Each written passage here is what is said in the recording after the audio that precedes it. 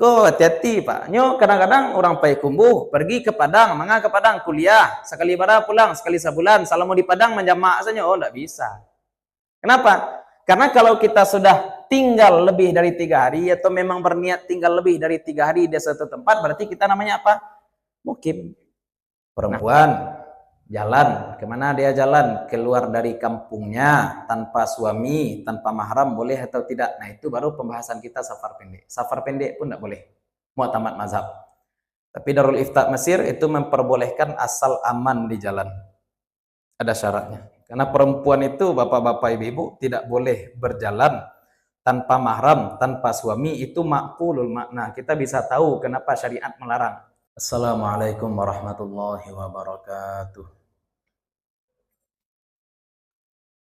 Alhamdulillahilladzi hadana lihadza wa ma kunna linahtadiya laula an hadana Allah. Asyhadu an la ilaha illallah wahdahu la syarikalah wa asyhadu anna Muhammadan abduhu wa rasuluh. Allahumma salli wa sallim wa barik ala hadzal nabiyil karim wa ala alihi wa sahbihi wa man tabi'ahum bi ihsanin ila yaumiddin.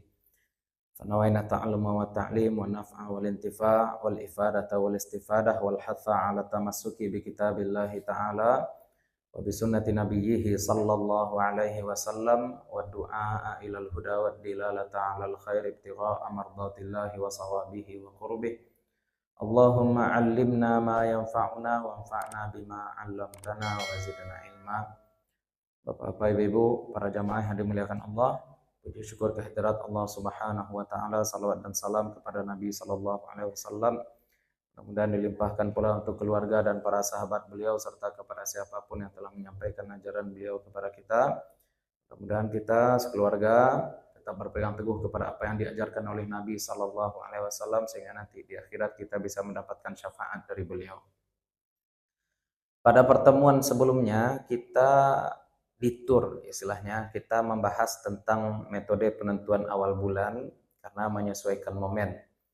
Sekarang kita balik ke jalur dan sabananya. Ya. Jadi kaji awak berarti 2 Jumat yang lalu. 2 Jumat yang lalu kita membahas tentang sholat jamaah. Bagaimana imam, bagaimana makmum, kira-kira kalau imamnya itu lebih di belakang pula daripada makmum, bagaimana imamnya sholat jenazah, makmumnya sholat asar, bagaimana ya Bu ya. Akan itu yang kita bahas sebelumnya. Malam hari ini insya Allah kita akan membahas tentang sholat musafir. Sholat musafir.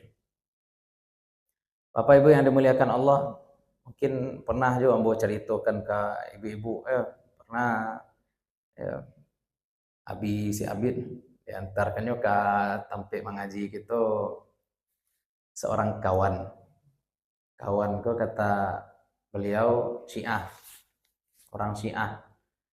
Jadi kalau orang Syiah satu mengaji Jawa, agak cek beliau kalau kamaluruhannya saya dendeng sajalah, ya.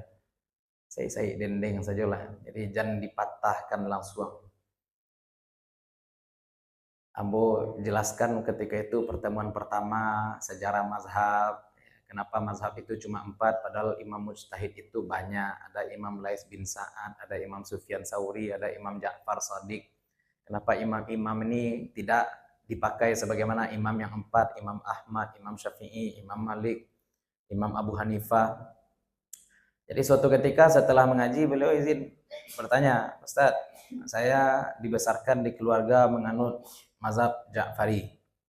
Ja'fari ini diimamkan 1 dari 12 imam versi orang-orang Syiah. Dan dalam mazhab kami ini salatnya cuma 3 kali sehari Ustaz, bukan 5 kali sehari. Adik awak ketika itu saya dendeng tak boleh langsung patah kan, jadi dia mau sampaikan kan, Bu, kami pun salat 3 kali lo sehari. Kok bisa sama dia itu Ustaz? Kalau musafir. Ya, kalau safar. Nah, ini namanya apa? Ini istilah-istilah dalam fikih. Ya, ada perbedaan yang bisa ditolerir, ada perbedaan yang tidak bisa ditolerir. Atau makanya sebenarnya bapak-bapak ibu-ibu kita hati-hati juga ya dalam keringanan mengamalkan syariat, misalkan jamak, qasar, itu mesti ada sebab kenapa kita yang tadinya mesti sholat 5 waktu menjadi 3 waktu sholat. Mesti ada sebab kenapa tadi sholat yang jumlah rakaatnya 4 menjadi 2 rakaat. Tidak boleh kemudian tiba-tiba kita menjamak saja tanpa sebab. Enak, kita boleh menjamak tanpa sebab asal jangan acuk-acuk. Nah, standar acuk aku pada dulu udah ngau deh.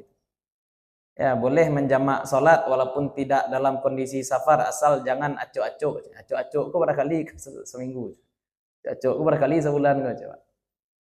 Ya, kenapa boleh menjamak walaupun tidak safar? Karena ada riwayat bahwasanya Nabi menjamak sholat ketika itu beliau berada di Madinah. Oke, kita juga tahu dalil seperti itu. Tapi tidak mungkin syariat sholat yang aslinya 5 waktu tiba-tiba menjadi 3 waktu tanpa sebab. Jangan-jangan nanti bentuk mazhab Syiah pula jadinya. Memang 3 waktu sholatnya sehari semalam. Makanya kita dudukkan sekarang sholat musafir agar kita paham kapan keringanan itu berlaku dan apa saja kira-kira yang menyebabkan keringanan itu tidak bisa kita ambil. Nah, pahami istilah dulu bapak-bapak ibu-ibu ya. Dalam menjalankan syariah itu ada namanya azimah. Ada namanya azimah. Ada namanya rukhsah. Azimah ini syariat asli, aturan asal. Contoh, sholat zuhur aslinya 4 rakaat. Itu namanya azimah. Contohnya sholat zuhur dilakukan pada waktu zuhur, sholat asar dilakukan pada waktu asar. Itu namanya azimah. Di bulan Ramadan mesti berpuasa, itu namanya azimah. Tapi kalau ada sebab-sebab, maka boleh jadi hukum itu berpindah dari azimah kepada rukhsah. Rukhsah ini bahasa kitanya ini kan rukhsah rakhasa, itu artinya murah, keringanan. Salat yang tadinya 5 waktu bisa jadi 3 waktu. Kenapa 3 waktu? Karena salat zuhur dengan asar digabungkan. Menggabungkan itu dalam bahasa Arab disebut dengan jamak. Jamak itu kan berkumpul artinya. Ya. Salat zuhur, salat asar, salat isya yang tadinya 4 rakaat bisa menjadi 2 rakaat. Berarti apa itu namanya? Diringkas atau dipendekkan yang 4 menjadi 2. Memendekkan itu dalam bahasa Arabnya disebut qasar. Memendekkan qasar. Apalagi di bulan Ramadan. Di bulan Ramadan mestinya kita berpuasa. Kebetulan ini perempuan dia hamil. Kalau dia berpuasa takut dia seandainya dirinya atau anaknya sakit. Nah, boleh ambil keringanan. Nah, hukum-hukum yang ada atau hukum-hukum yang terjadi karena ada diskon, karena ada sebab keringanan, itu disebut dengan apa? Rukhsah. Tapi kalau hukum asal, itu namanya azimah. Nah, jadi untuk kamu jangan asing. Jangan ganjil dengan istilah ini rukhsah. Kapan rukhsah ini bisa diambil? Kapan rukhsah ini tidak bisa diambil? Atau misalkan kita sebutkan, kalau misalkan tidak ada sebab, maka kita kembali kepada azimah. Nah, azimah itu berarti apa tuh? Itu hukum asal. Hukum aslinya seperti itu. Ya. Maka azimah ini pangkal, azimah ini pokok. Kadang-kadang dalam beberapa kondisi kita diperbolehkan oleh syariat untuk mengambil rukhsah. Kita diperbolehkan untuk mengambil rukhsah. Akan tetapi kalau sebab-sebab itu tidak terpenuhi, maka kita kembali kepada azimah. Nah, karena rukhsah ini diskon, keringanan. Ya, apakah keringanan itu wajib diambil atau tidak? Misalkan kita safar, kemudian kita boleh menjamak. Kalau kita tidak menjamak, kira-kira bagaimana? Atau kita musafir bulan Ramadan, kita boleh untuk membatalkan puasa, tapi seandainya kita tetap berpuasa bagaimana? Nah, itu insya Allah kita bahas nanti ya. Kita bahas nanti. Mana yang lebih baik? Ya. Kita bahas dulu pengertian. Sekarang kita bahas teknisnya lagi. Bagaimana sholat jamak, bagaimana sholat qasar itu. Yang pertama kita bahas dulu adalah safar. Ya, safarnya dulu kita bahas. Berjalan. Istilah-istilah dulu supaya kita paham ya, Bapak Ibu ya. Kondisi seseorang ketika berada di suatu tempat itu ada beberapa. Yang satu namanya mukim. Mukim.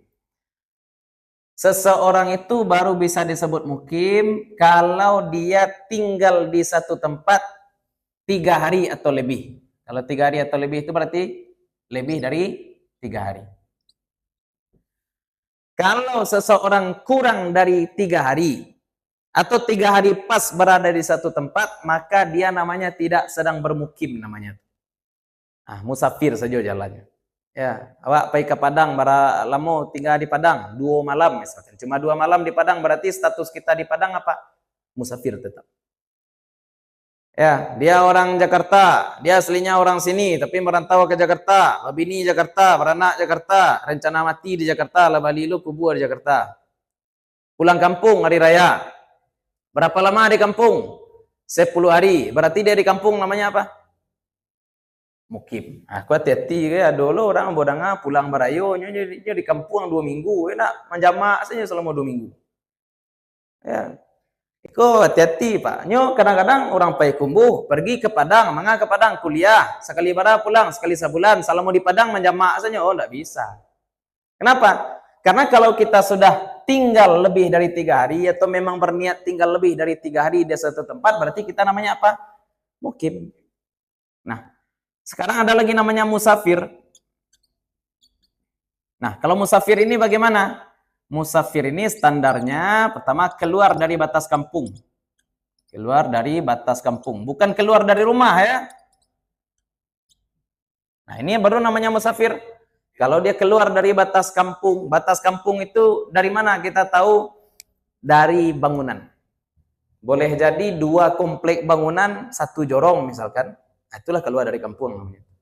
Ya, komplek perumahannya lah. Kalau Payakumbuh berarti ini 1 komplek nih Pak. Di mana ujungnya? Kalau ujung ke situ mungkin Muaro ya. Mungkin Muaro habis bangunan. Kalau ujung ke sini barangkali ke Ngalau. Ya, itu masih satu kesatuan. Kalau ke sini Lampasi ya. Lah mulai Blok M ya, dari itu Pak. Ya, kalau ke situ ayo sebelum Ayo Tabi, simpang SMA 2 ya namanya.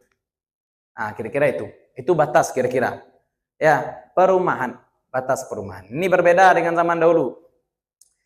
Sebenarnya beda ya tata kota kita dengan orang-orang Arab, orang-orang Eropa. Kalau Nanacu main game Age of Empires ya nak. Kalau orang-orang dulu tuh kalau di Eropa itu kan memang parang. Jadi setiap kota itu ada pagarnya. Ya, bahkan Kairo itu juga punya pagar dulu sekeliling. Makanya orang-orang di Makkah tuh, orang-orang di Madinah dulu kan aneh. Kota besar Makkah tapi tidak ada bentengnya. Madinah besar tidak ada bentengnya. Akan terjadi peperangan, bingung Nabi SAW. Kita tidak siap. Lalu bagaimana? Salman Al-Farisi punya ide, benteng terbalik. Kalau benteng itu kan harusnya bangunan di atas tanah. Tapi Salman Al-Farisi memberikan usulan dibuat parit. Karena memang standar dulu seperti itu Pak. Kota itu ada bentengnya, ada pagar sekelilingnya. Keluar dari batas kota, keluar dari batas kampungnya, berarti batas perumahan. Nah, sekarang musafir ini ada lagi 2 jenis. Ada kalanya safarnya pendek, ada kalanya safarnya panjang.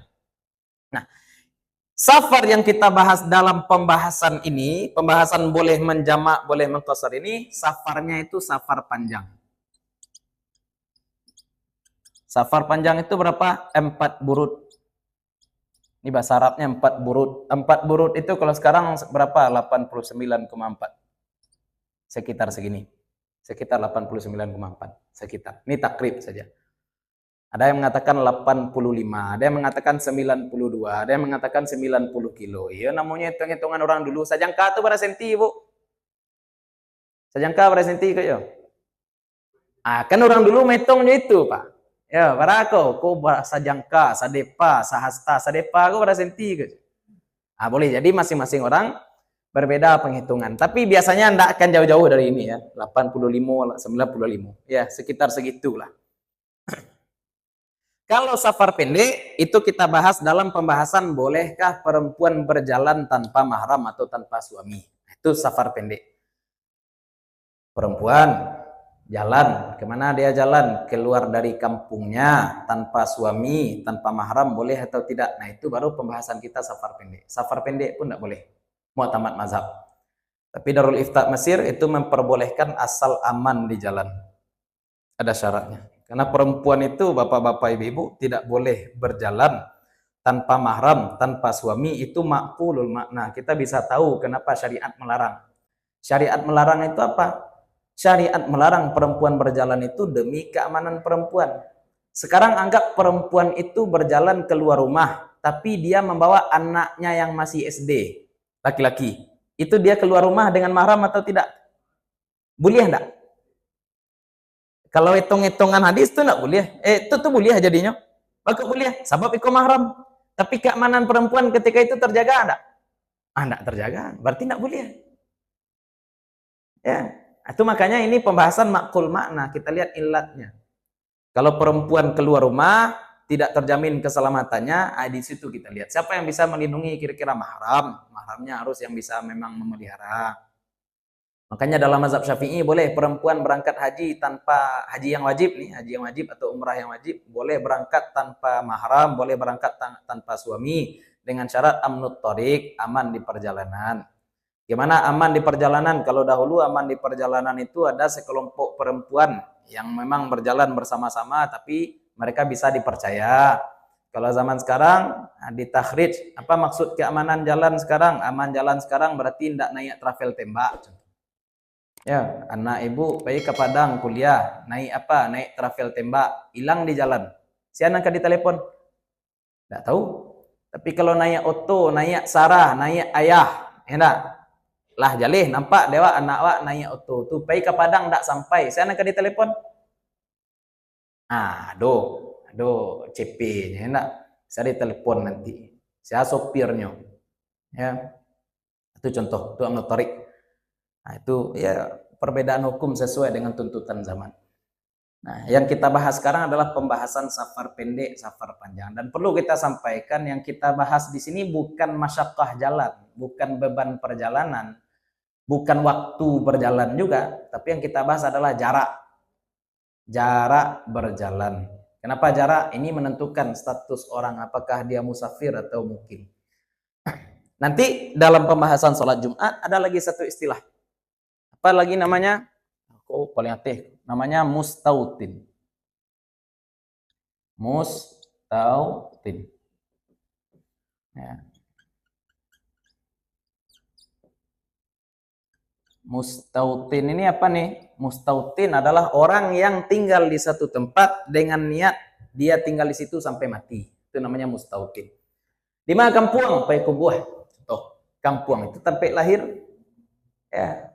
Tapi dia sudah, seperti yang kita ceritakan tadi, sudah punya rumah di Jakarta, sudah beli tanah kubur di Jakarta, berarti dia walaupun kampungnya di sini, tapi dia orang Jakarta, orang sini lagi. Nabi Muhammad itu orang Makkah atau orang Madinah? Madinah jadinya Pak. Ya, Madinah jadinya Nabi Sallallahu Alaihi Wasallam. Kampung beliau memang kampung beliau Makkah, oke. Tapi beliau tinggal sampai mati di mana? Madinah. Al-ibratu bil khawatim. Ya. Standar itu adalah akhir. Standar itu bukan awal. Boleh jadi orang-orang ini di awal-awal baik, tapi akhirnya buruk, ya sudah buruk. Boleh jadi awalnya orang ini buruk, akhirnya baik, ya sudah baik. Ya. Nah, nampak nikahi itu cewek apa pertama atau cewek apa terakhir? Ustaz, ambo nak cewek-cewek sana ayat itu nampak. Ya. Kan labo kanan dulu ibu-ibu, kalau ibu-ibu dulu cewek-cewek jangan cari tuan ke anak. Tanya anak di mana sobok jo ayah dulu mah. Di jodohan lah titia. Biko cari tuan lu aib mundur ke anak dak boleh dia. Nah, itu namanya mustautin. Nah, sekarang yang kita bahas adalah musafir, safar. Kita bahas dulu keringanan yang diberikan Allah yang pertama yaitu qasar. Allah Subhanahu wa taala berfirman dalam surat An-Nisa ayat 101, "Wa idza darabtum fil ardi falaysa 'alaikum junahun an taqsuru minas salati in khiftum ayaftinakumul ladzina kafaru." Apabila kalian berjalan di muka bumi, maka tiada dosa bagi kalian untuk mengqasar salat jika kalian takut ada ancaman dari orang kafir. Kalau takut ada ancaman dari orang kafir, memang dahulu Pak, qasar ini diperbolehkan. Kenapa? Salah satu alasannya supaya kita tidak banyak berhenti. Orang berjalan sering berhenti, ini sasaran empuk bagi orang-orang kafir yang tidak suka dengan kaum muslimin ketika itu. Ya, makanya diperbolehkan untuk mengqashar salat. Tapi setelah terjadi Fathu Makkah, ancaman orang kafir kan tidak ada lagi. Ancaman orang kafir ya jauh lagi tuh di Syam, orang-orang Romawi, di Persia, itu orang-orang Majusi. Memang ada ancaman tapi jauh. Nah, sekarang orang-orang dari Makkah ke Madinah kan sudah aman. Ini orang-orang sudah terjadi Fathu Makkah, orang-orang sudah berbondong-bondong masuk Islam, tidak ada lagi ancaman di jalan. Apakah masih boleh kita melaksanakan qashar atau tidak? Nah, ini juga ditanyakan kepada Nabi sallallahu alaihi wasallam. Ya enggak? Faqad aminan nas. Ya, ada yang bertanya kepada Umar bin Khattab. Ini ayat kan menyatakan boleh mengqashar karena di jalan ada ancaman orang kafir. Nah, sekarang orang sudah aman. Bagaimana hukumnya? Nah, Umar bin Khattab pun berkata, "Ajibtu mimma ajibta minhu." Saya pun sebenarnya heran sebagaimana kamu heran. Ya, kamu heran, saya pun dulu juga heran. Nah, makanya karena saya heran, saya tanya kepada Nabi sallallahu alaihi wasallam. Nabi pun bersabda, "Shadaqatun tasaddaqallahu biha alaikum." Qashar itu adalah sedekah yang diberikan Allah kepada kamu. Faqbalu shadaqatah. Maka terimalah sedekah dari Allah. Maka di sini kita ingin sampaikan bahwa yang jadi standar bukan ancaman, yang jadi standar bukan beban di jalan. Istilahnya kini kan, dulu orang diperbolehkan untuk mengqashar karena di jalan itu ada beban. Bebannya apa? Takut ancaman. Sekarang ancamannya hilang, qasharnya masih ada. Sama mungkin dengan zaman sekarang. Dahulu orang berjalan jauh, bebannya apa? Panik, capek, enak jalan buru. Kalau kini lah lasuh naik oto, mungkin tidak terasur, naik angin saja, ibu apa-apa naik oto, kini enak. Tapi kita perhatikan zaman dulu, walaupun bebannya hilang, qasharnya masih ada. Kenapa? Karena ini sedekah dari Allah. Sama dengan sekarang. Jadi jangan ditanya, Ustadz, kini kan Allah lasuh awak berjalan ke Padang, Ustadz. Musaji banyak, jalan lah licin, oto, gila rancak. Enak. Oh, aku berhenti juga mengqashar. Iya kok, sadaqatun. Tasaddaqallahu biha alaikum. Ini sedekah dari Allah. Kalau misalkan kita tidak ingin ngambil sedekah dari Allah, tidak ingin melakukan qashar, enggak masalah, boleh Pak. Mana yang lebih afdal Ustaz? Kalau kata Imam Ghazali, yang lebih afdal adalah yang paling berat untuk dilakukan. Manan bare kira-kira tiawa melakukannya, mandawa tiawa mengarajuannya, karajuan itu. Ya, mana yang hati kita protes lakukan itu. Ya, walaupun dalam ayat kata Allah apa wa antasumu khairul lakum ya. Diberikan keringanan bagi orang sakit ataupun musafir untuk tidak berpuasa, Allah Subhanahu wa taala kemudian katakan wa antasumu khairul lakum. Dan kalau kamu berpuasa maka itu lebih baik bagi kamu walaupun kamu sakit, walaupun kamu safar. Maksudnya adalah mana yang sekira-kira berat. Asal tidak membahayakan ya Pak ya, asal tidak membahayakan diri, asal tidak membahayakan harta yang terhormat dan seterusnya. Jadi itu sedekah. Jadi tidak usah lah, kita wara bagus Pak. Kita wara bagus, kita ingin mengambil syariat yang berat bagus, tapi jangan dipakai itu nanti untuk ngukur-ngukur orang lain. Dan ini kebanyakan kebiasaan kita nih. Berjalan aja Pak Haji ya enggak? Aja Pak Haji itu ganji lah kedua-duanya sembahyang. Padahal jalan lah suah. Ambo walaupun ndak haji ambo yo kan udik. Ganji ya zaman kini ya Bu ya. Ganji ya zaman kini. Kalau zaman dahulu orang sombong dek kayo, zaman dahulu orang sombong dek haji, zaman dahulu orang sombong dek bayarmu, zaman kini Allah ndak haji sombong. Kan itu. Ambo biarlah ndak haji, ambo salat sampai rakaat. Itu kan sombong. Tapi sombong terbalik. Makanya hati-hati ya Bapak-bapak Ibu-ibu, cara setan masuk itu banyak. Cara setan masuk itu banyak. Ya, ambo biarlah ndak tamat pesantren, tapi ambo sholat saf nomor 1 dari. Itu sombong ndak? Sombong juga. Ini hati-hati. Orang kalau nak pesantren acanya, ambo biarlah hendak saf pertama, tapi ambo nak pesantren, sombong juga. Ya, setiap kita punya potensi untuk sombong, maka jangan sampai sombong-sombongan ndak boleh. Nah, jadi kaidahnya Pak, kaji bare untuk awak, kaji ringan untuk orang. Kalau model itu aman nih duit Pak. Kaji bare itu bawa ke diri sendiri, kaji ringan bawa kepada orang lain. Nabi SAW nampak tali di masjid digantungkan untuk apa? Sebagian istri beliau sholat, kalau sudah doyong, sudah lemah ketika sholat, berpegang kepada tali tadi. Nabi suruh copot. Sholat itu sebisanya saja. Kalau tidak sanggup berdiri, maka duduk. Tapi Nabi SAW sholat sampai kaki beliau bengkak. Berarti Nabi untuk diri beliau memakai kaji yang baik. Tapi untuk orang lain beliau berikan kaji nantingan. Ya, jangan terbalik. Kaji bare untuk orang, kaji ringan untuk awak, dan orang bersuruh, bapak-bapak, ibu-ibu, sedekah itu dengan yang kita cintai. Pitipak dia awak, awak kok sedekah kau ringan-ringan lain. Itu terbalik. Terbalik. Itulah akhir zaman. Dunia terbalik ya.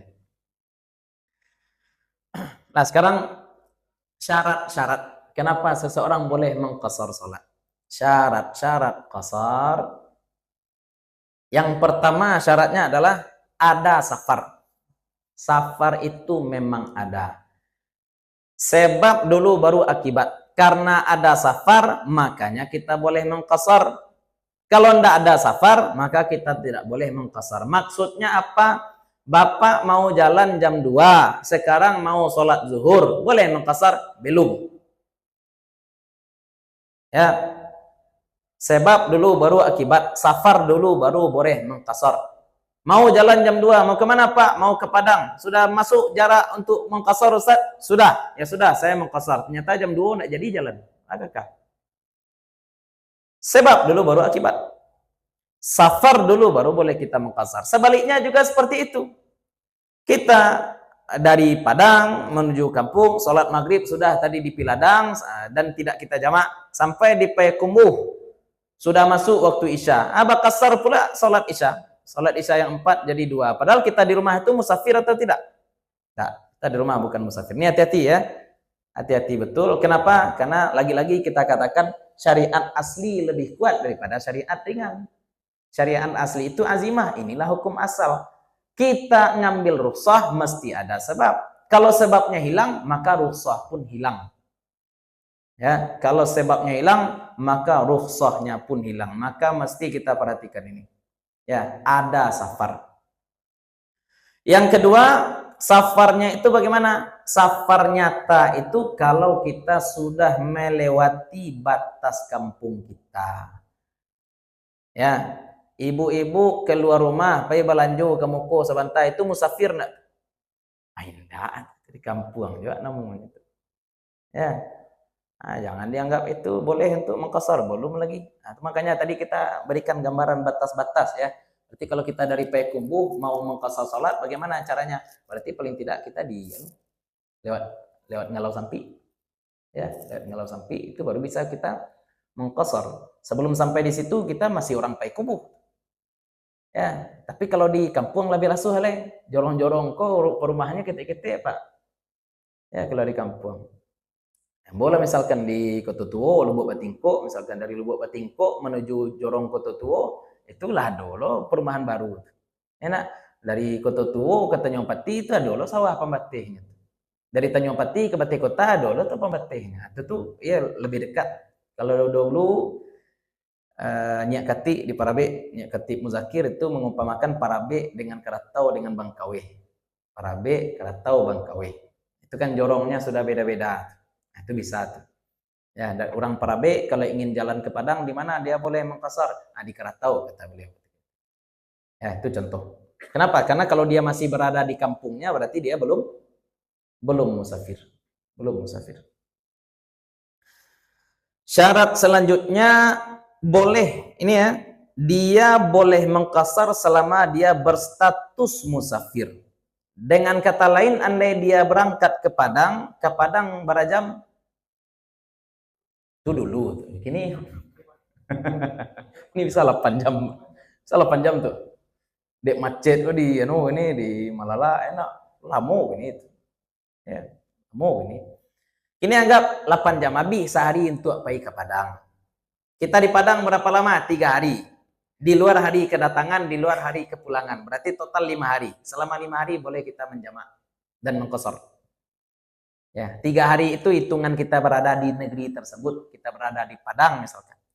Ustadz, ambo penataran, pelatihan di Padang berapa hari? 2 hari, 1 malam. Boleh mengqasar selama 2 hari 1 malam? Boleh. Ya, tapi awaklah lalu Ustadz. Iya, memanglah lalu di situ. Tapi lalunya berapa hari tadi? Tidak sampai 3 hari. Berarti status kita masih musafir, belum jadi orang mukim. Ya, itu tentang batas safar. Kecuali ketika kita menginjakkan kaki di tempat tadi, kita tahu bahwasanya kita akan tinggal di sini 7 hari misalkan. Ya, misalkan kita sudah dapat pemberitahuan pelatihan diklat insya Allah akan dilakukan selama 7 hari. Kita injakkan kaki di Padang, tidak boleh qasar lagi. Maka kita hanya boleh menjamak, mengqasar kapan saja, ketika berjalan saja. Itu kalau kita memang di Padangnya lebih dari 3 hari. Dan kita tahu itu ketika menginjakkan kaki. Saya akan tinggal di Padang ini lebih dari 3 hari. Berarti saat kita injakkan kaki di situ, kita langsung menjadi orang mukim. Tidak boleh kita mengqasar. Kecuali kita tidak tahu berapa lama kita akan menginap. Tidak tahu kita. Tidak. Ngapain ke sini? Baru B. Berapa lama baru B? Tidak tahu. Kalau selesai hari itu pulang sekali. Kalau besok selesai, besok pulang sekali. Nah, orang yang tidak punya kepastian kapan akan pulang ini, maka dia boleh mengqasar salat sampai batas waktu berapa lama? 18 hari. Pemelihari. Ya contohnya nyo mencari anaknya hilang. Nauzubillah, jangan cari anak, lain cari kucing lah. Jangan cari kucing lah, kucing hilang biarlah enak. Pokoknya kok Allah, ya Pak, ya mencari ube lah misalkan. Kece orang di Padang ada ube, tapi nyo cari-cari nak dapet-dapet. Atau nyo di Padang, ajaknya ambo mandanga di Pekumbu aku ada ube untuk sakit tipus mujarab ayah cacing ayah cacing di malah ayah cacing dicari Google Map tak dapet tinggalannya di Musaji kok di hotel di malah hari pertama cari nak dapet, hari kedua cari nak dapet, hari ketiga cari nak dapet, pokoknya sampai 3 balik hari nyo mencari-cari, hari kampek balik baru dapet, salamu ampek balik hari bolehnya mengqasar. Kalau dia tidak tahu berapa lama dia akan tinggal di situ. Kemana istinadnya tuh Ustaz? Ketika Fathu Makkah, Nabi SAW kan Fathu Makkah tidak sekali sudah ada pengepungan. Dan Nabi SAW tidak tahu pengepungan ini akan memakan berapa lama. Ya, dari Imran bin Husain. Ketika terjadi Fathu Makkah, Nabi SAW bermukim di Makkah. Kan Nabi di Makkah itu juga akan kembali lagi ke Madinah. Ya, jangan dianggap ketika Nabi Fathu Makkah kemudian Nabi jadi pemimpin Makkah. Enggak. Nabi kembali juga ke Madinah dan Madinah itu tetap menjadi ibu kota pemerintahan kaum muslimin sampai masa Utsman bin Affan. Ya, Nabi berada di Makkah berapa lama? 18 hari. Ketika itu selama 18 hari Nabi sallallahu alaihi wasallam salat yang 2 rakaat saja. Ya. Memerangi suku Hawazan. Nabi sallallahu alaihi wasallam qasar salat. Nah, itu kalau kita tidak tahu. Tapi kalau sudah tahu, enak seperti orang merantau tadi di Jakarta, pulang kampung dia tahu dia akan di kampung 2 minggu. Dari mana tahu? Tiket lah Bali 2 minggu. Nah, itu Allah. Pijak tanah di kampung jangan mengqasar juga. Atau anak-anak asrama, dia kuliah di Padang, pergi ke Padang. Berapa lama di Padang? Seminggu. Seminggu itu lebih dari 3 hari ya sudah. Ketika menginjakkan kaki di Padang tidak boleh lagi dia mengqasar salat. Atau dia anak asrama, di mana sekolah? Di Pekumbu. Ya, sekolah berasrama. Ketika dia injakkan kakinya di asrama, tidak boleh lagi mengqasar salat. Kenapa? Karena dengan menginjakkan kaki di tempat yang mereka yakin mereka akan tinggal di situ lebih dari 3 hari, maka mereka sudah terhitung sebagai mukim, bukan musafir lagi. Nah, selanjutnya syaratnya adalah tidak boleh dia beriktidak atau bermakmum kepada orang yang mukim. Imamnya sholat zuhur 4 rakaat. Kebetulan makmumnya datang. Imamnya sudah naik ke rakaat ketiga. Oh pas kok cik. Batu. Imamnya tinggal 2 rakaat lagi. Ambo kebetulan mengqasar tidak sah. Innama ju'ilal imamu liyu'tamma bihi. Ya. Imam itu diikuti ketika itu. Tapi sebaliknya boleh. Kalau imamnya yang musafir, boleh.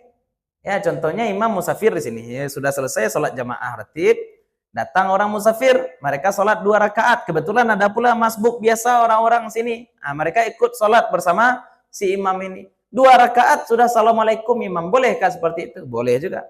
Karena sebagian sahabat Nabi juga melakukan hal seperti itu. Contohnya dari Sayyidina Imran tadi. Imran bin Husain tadi. Setelah salat, assalamualaikum, assalamualaikum. Apa kata beliau? Ya ahlal balad, sallu arba'an fa inna qaumun saf. Wahai kaum, wahai penduduk negeri, lanjutkan salat 4 rakaat kami sholat 2 rakaat karena kami musafir. Itu boleh. Sebaliknya tidak boleh. Ya, jadi kalau misalkan imamnya sholat sempurna, kita musafir ikuti sholat imam. Sholat pula sempurna. Walaupun pas kebetulan imamnya sudah rakaat ketiga. Walaupun kebetulan imamnya sudah rakaat ketiga. Kita baru masuk, maka kita ikuti imam. Nah, ada satu syarat, entah saya tulis di modul, entah tidak, tuh Bapak Ibu, yo. Safarnya tidak boleh safar maksiat. Itu juga penting. Safar maksiat tidak ada keringanan. Nan dia gih keringanan kurang elok.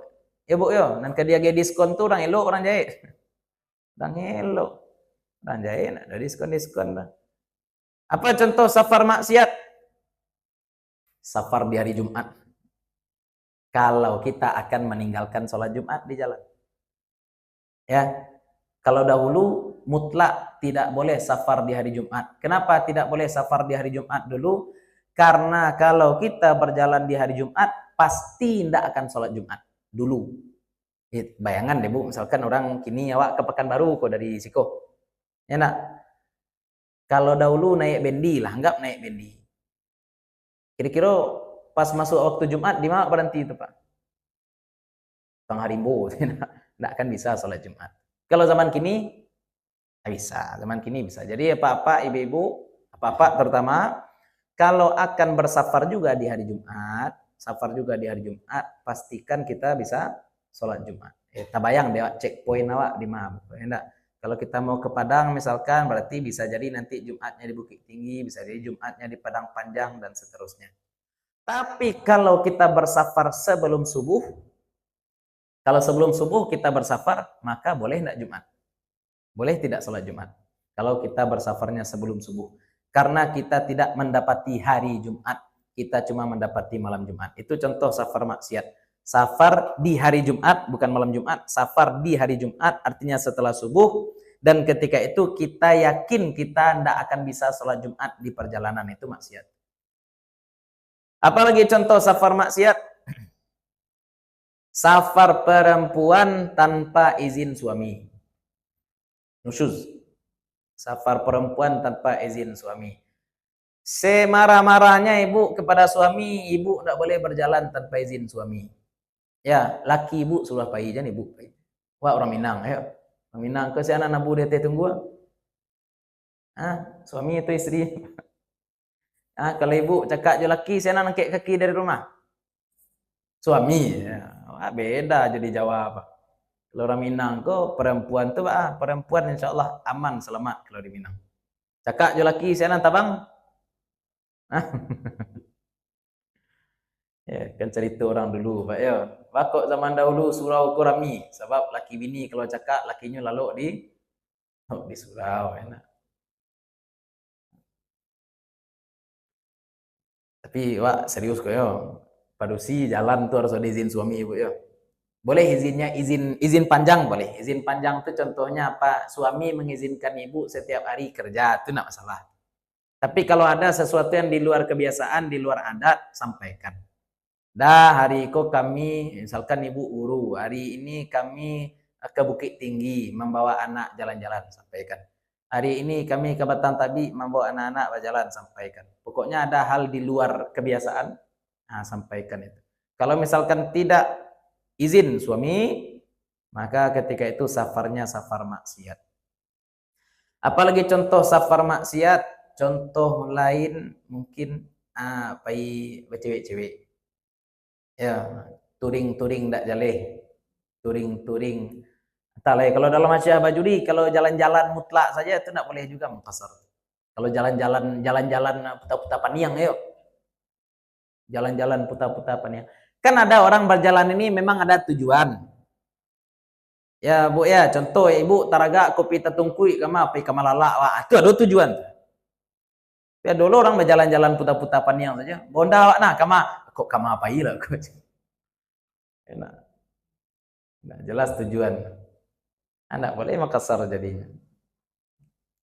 Tapi kalau dia mau boleh ya. Kaidahnya pokoknya jangan maksiat. Membawa anak jalan-jalan boleh makasar silahkan. Itu masuk dalam ibadah juga. Idkhalus surur. Membawa istri jalan-jalan, membawa anak jalan-jalan. Pokoknya kalau membawa anak jalan-jalan tuh Pak, Ke Padang lah yo. Jangan ke Pekanbaru. Ya, Pekanbaru ndak do nak dicaliak. Paling-paling jalan-jalan ke mall. BPT. Jak Padang. Jak ke Padang wisata alam saja enak. Boleh ya, idkhalus surur. Walaupun ada juga sebagian ulama mengatakan jalan-jalan mutlak itu tidak ada gunanya. Jalan-jalan mutlak tidak ada gunanya. Ya, kalau dewa bisa masuk idkhalus surur, tidak jadi soal. Aku orang-orang pay cewek, enak bang jalan-jalan mak ke Padang. Aku di jalan berhenti dulu. Jangan lupa di kosor ya bang, enak jadi itu gitu ya. Di kosor apa di kosor.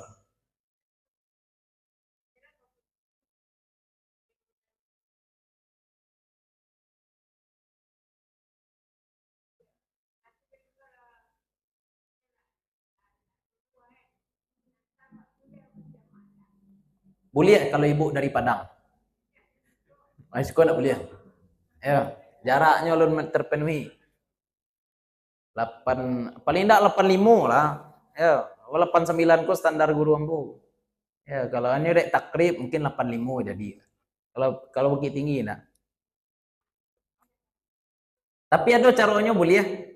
Caranya ke Singkarak ibu lu Bukit Tinggi. Putar ya. Ada tuh pembahasan fikih. Kalau berputar-putar misalkan dan jarak putar-putar itu sampai 89 kemampe bisa. Ya, misalkan kita ke Bukit Tinggi dulu, sudah ke Bukit Tinggi kemarin rencana ndak langsung pulang ke Batu Sangka lo dulu misalkan sudah Batu Sangka kemana cari le Singkarak stay dulu baru kemudian ke Payakumbuh itu bisa. Nah, iya, itu baji. Ya. Tapi kalau ke Bukit Tinggi saja enggak bisa. Ini mau tamat ya, ini mau tamat kita. Karena syaratnya apa tadi? Ya darabtum. Itu safar bukan safar pendek, safar panjang. Safar-safar pendek manjona, Pak.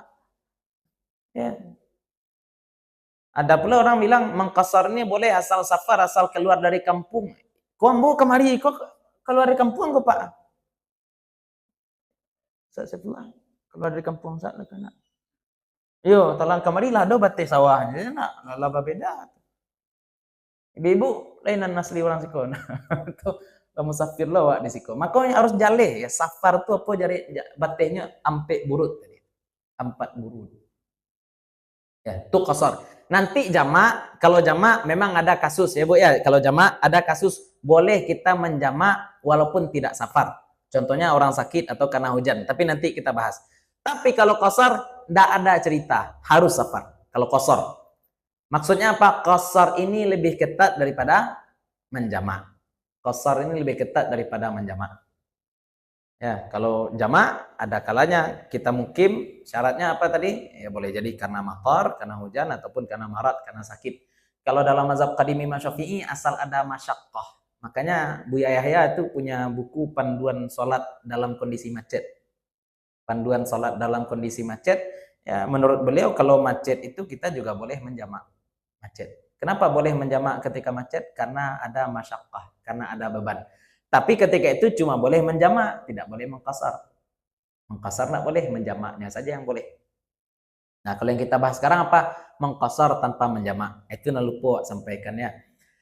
Kita boleh mengkasar dan menjamak sekali. Boleh. Kita boleh mengkasar tapi tidak jamak. Ya, kita tetap sholat 5 waktu, Pak. Sholat zuhur di waktu zuhur, sholat asar di waktu asar, tapi sholat zuhurnya 2 rakaat, sholat asarnya 4 rakaat. Boleh seperti itu? Boleh. Itu namanya apa tuh? Mengqasar tanpa menjamak. Kita juga boleh menjamak tanpa mengqasar. Ya, kita menjamak tapi tidak mengqasar. Sholat zuhur kita 4 rakaat, kemudian berdiri kita lagi, kita laksanakan pula sholat asar 4 rakaat. Boleh juga seperti itu. Nah, digabungkan boleh, dipisah-pisah juga boleh. Itu istilahnya kalau bahasa kininya tuh paket diskon ya. Nah, dulu paket-paket diskonnya Pak. Kalau diskon combo itu jamak kasar namanya ya. Dan jamak kasar dulu. Tapi kalau dia ambil cie-cie jadi. Nah, pokoknya kaidahnya apa tadi? Kalau ingin pahalanya yang besar, mana yang sekira-kira syahwat kita meronta-ronta lakukan itu. Mandawa syahwat awak, itu nang gadang pahala. Dan orang berbeda-beda. Orang berbeda-beda. Bagi orang-orang awam yang berat adalah yang banyak gerakannya, yang banyak rakaatnya. Itu yang berat bagi orang awam. Tapi bagi orang-orang yang punya jah, yang punya posisi, misalkan Pak Haji, Buya, nan bare itu deknya adalah uh, mangkasar yang bare deknya. Bakok bare mangkasar takwi kecil orang. Ya, kadang-kadang kan ulama seperti itu, Pak. Kalau ambo mangkasar kecil jamaah. Kalau ambo menjamaah kecil jamaah. Ketika itu apa? Ya lebih baik dia menjamaah, lebih baik dia mangkasar. Selain memerangi syahwat, salah satu fungsinya adalah untuk taklim, untuk menyampaikan kepada orang lain bahwasanya keringanan itu ada. Keringanan itu ada. Itu tentang mengqasar salat. Nah, sekarang bagaimana niatnya? Niatnya kira-kira ya kalau dilafazkan ya, kalau dalam bahasa Arab usolli fardal asri qasran lillahi taala, selesai. Simpel aja. Ya, kalau dengan bahasa Indonesia juga gampang. Ya, yang penting di hati ya. Kalau ingin dilafazkan, saya ngajak aku salat zuhur, salat fardu zuhur 2 rakaat qasar karena Allah. Kalau di hati itu kan gampang. Pokoknya tak karena ikut sholat zuhur mengkasar 2 rakaat lah jadi itu. Ya, pokoknya ada niat. Kalau di tengah jalan tidak boleh. Ibu lah sholat, niat enggak Allahu Akbar. Pas sholat tak karena ya musafir, boleh kasar ke enggak. Aduh sajalah, tidak sah. Ya, tidak sah kalau di tengah-tengah. Memang dari awal kita niatkan mengkasar. Itulah barangkali kajian kita malam hari ini. Insya Allah pertemuan selanjutnya kita akan membahas tentang jamak. Tapi mungkin namo Jumat besok izin ya ibu bapak. Jumat besok mungkin izin. Ambo safar. Safar ke Kerinci ya. Hari Kamis sampai hari Ahad. Ya, mohon doa dari ibu bapak. Sadanya mohon maaf kalau nanti pengganti mungkin bisa ditanya kepada Ustadz Imam kita. Barangkali wallahu taala alam, mohon maaf kalau ada yang salah, ada yang kurang, ada sesuatu yang tidak kami letakkan pada tempatnya. Ada tanya Bu? Enggak. Habis ya? Jadi bab profesi. Oh iya, kalau sopir bagaimana? Kalau sopir ke Padang boleh setiap hari menjamaah Makassar. Sopir ke Padang. Tapi kalau sopir sagu nak boleh ya. Kalau jauh boleh. Berarti dia setiap hari direset ya.